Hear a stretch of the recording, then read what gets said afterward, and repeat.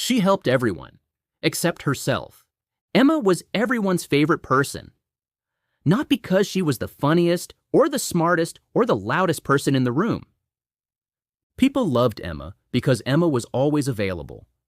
If someone needed help, she was there before they even finished asking. If someone needed advice, Emma listened. If someone needed a tiny favor that somehow became a whole afternoon, Emma smiled and said, "Of course." At first, this made her feel good, useful, needed, important in a quiet way. People said things like, "You're the best," and "I don't know what I'd do without you." Emma liked those sentences. They felt warm. They felt kind. They felt like proof that she was a good person. But there was one small problem.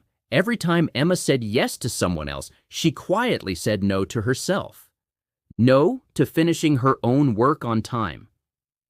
No to going to bed early. No to the walk she had promised herself.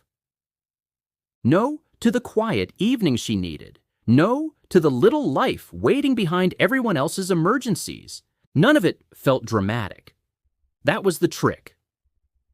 Emma was not ruining her life in one big moment. She was giving it away in polite little pieces. Every morning, Emma sat at her desk with coffee, a notebook, and a plan. Not a huge plan. Just a few things she wanted to finish before the day became noisy. A report? A small personal project? A presentation idea she had been carrying around for months. Something that belonged to her. Then the messages started. They always started gently, like tiny knocks on the door of her attention. "Can you take a quick look at this? Do you remember where that file is? Could you help me fix this? I know you're busy, but you're so much better at this than I am." That last sentence always worked. Emma would sigh, smile, and type, "Sure, send it over." The word "sure" became her tiny trap door. She fell through it several times a day. The strange thing was, Emma really did want to help. She was not pretending. She cared about people. She noticed when someone sounded stressed. She saw the panic behind a small request. Emma had a soft heart and a fast guilt reflex. If someone handed her a problem, Emma felt it land inside her body. Suddenly, it became her problem too. So she helped. She fixed slides, she checked messages, she reviewed documents, she answered questions, she calmed people down. She helped a group chat choose a restaurant, which somehow required more diplomacy than a peace treaty.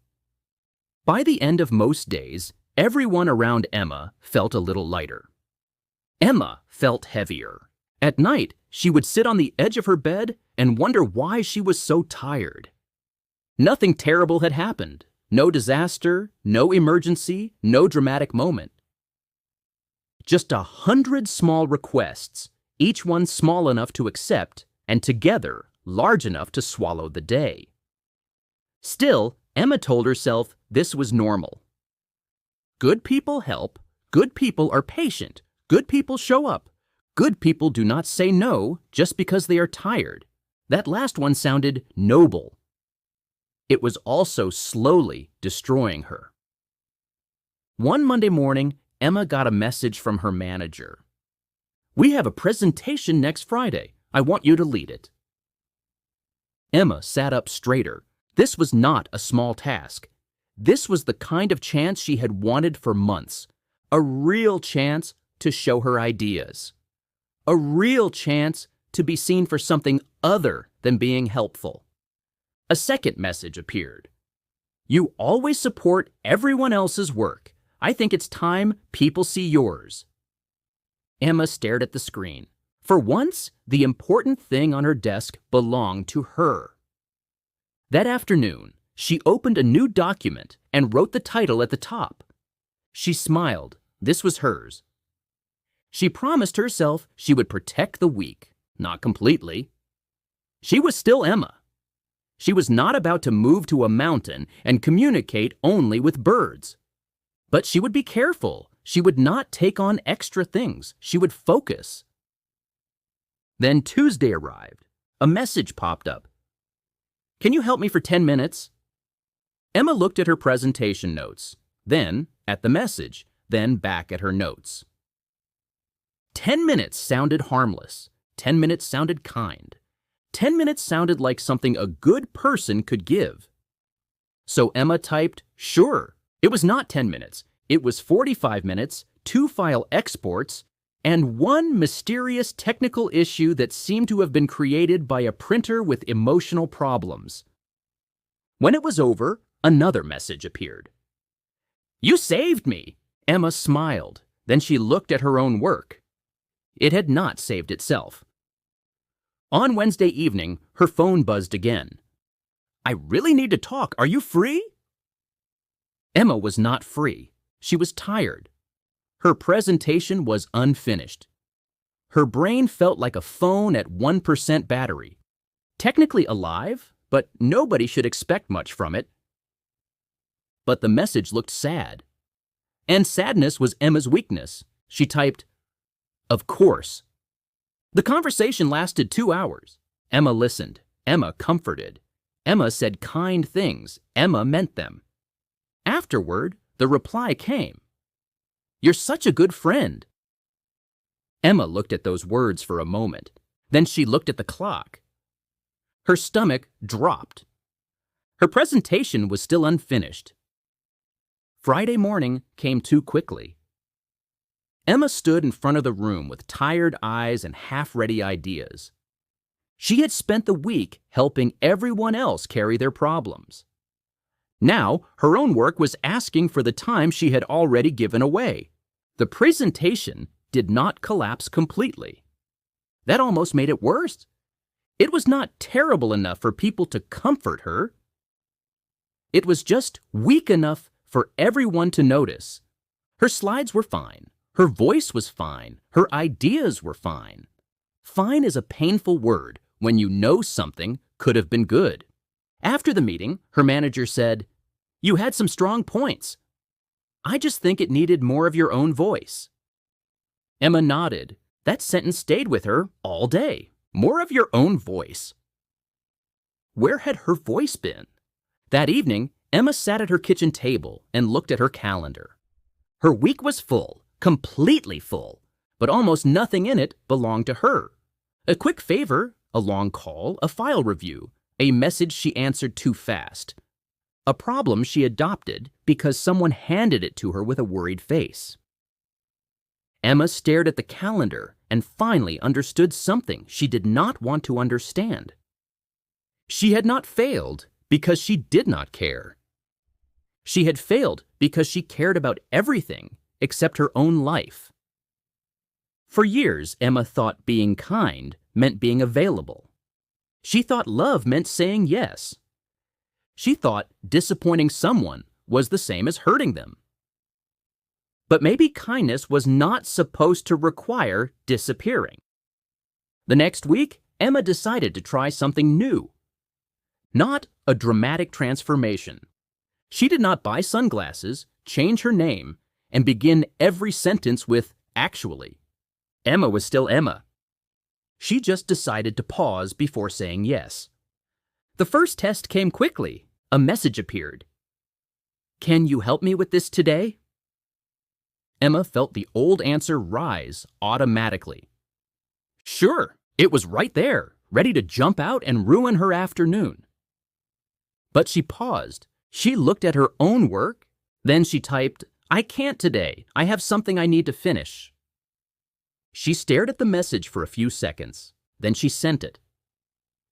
The silence after that message felt enormous. Emma hated the silence. She wanted to fill it, explain herself, apologize, offer another time, offer 3 other solutions, maybe offer a small fruit basket. Instead, she stayed quiet. A few minutes later, the reply came. "Oh, okay." That was all. The world did not end. This should have felt like victory. It felt like nausea. Later that day, Emma saw another message in a group chat. She's different lately. No one said her name. They did not have to. Emma read it twice.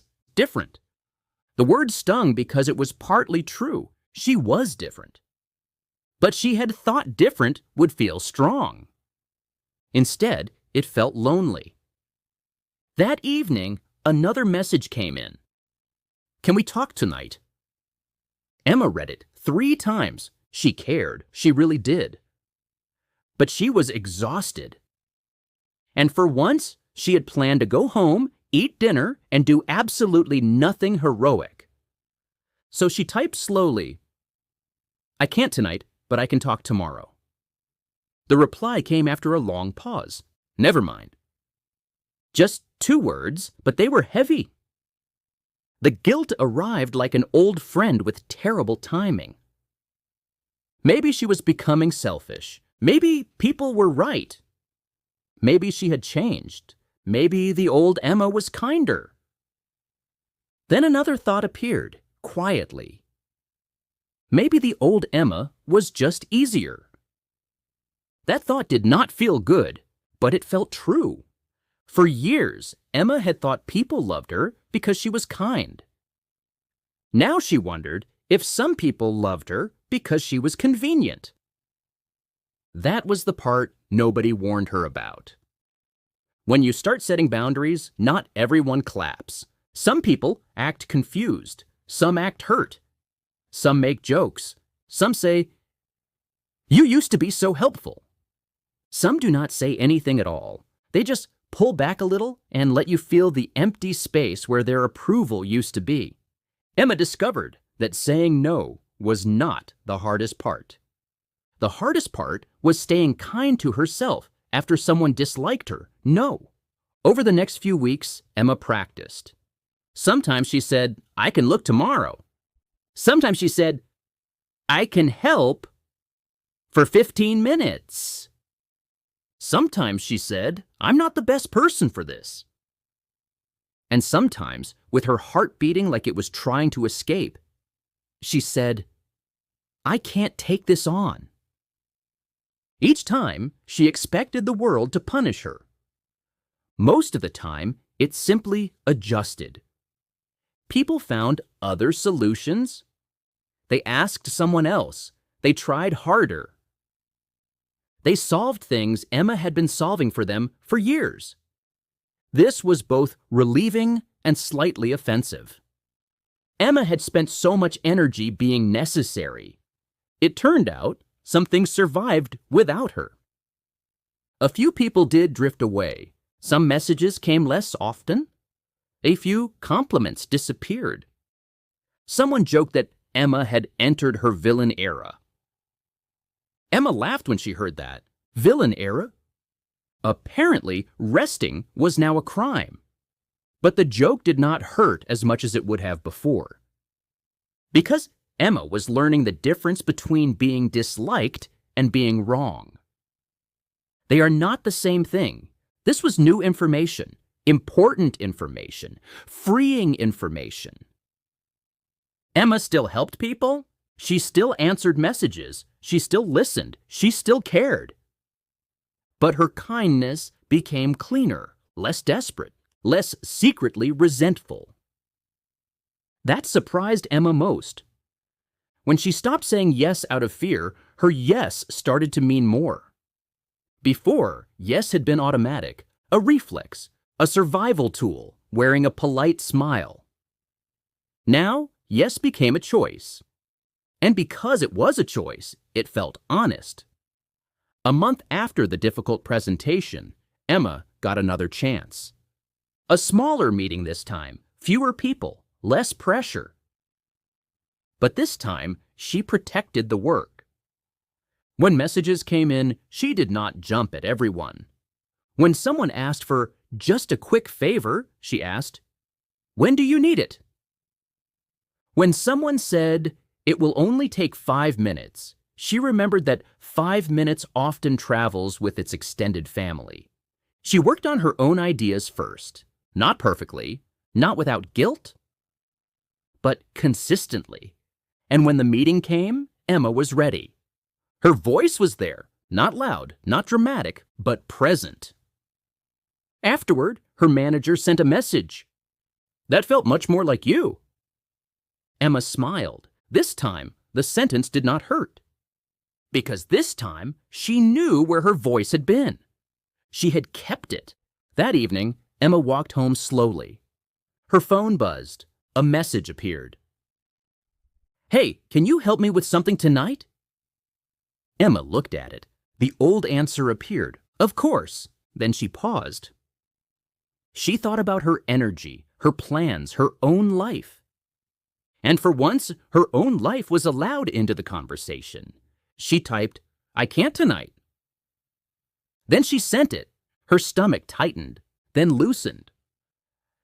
The room stayed quiet. No thunder, no disaster, no proof that she had become a terrible person. Just Emma, sitting in her own evening, finally included in her own kindness. For a long time, Emma believed her mistake was not helping enough. But that was never the real mistake. Her real mistake was believing that love had to cost her herself. Being kind is beautiful. Helping people is beautiful. Showing up for others is beautiful. But if your kindness only works when you disappear, it is not kindness anymore. It is a quiet trade. Emma did not stop being good. She stopped being endlessly available. And some people did think she had changed. They were right. She had changed. She had become someone who could still care for others without abandoning herself. Sometimes, the smallest mistake is saying yes when your whole life is quietly asking you to say no.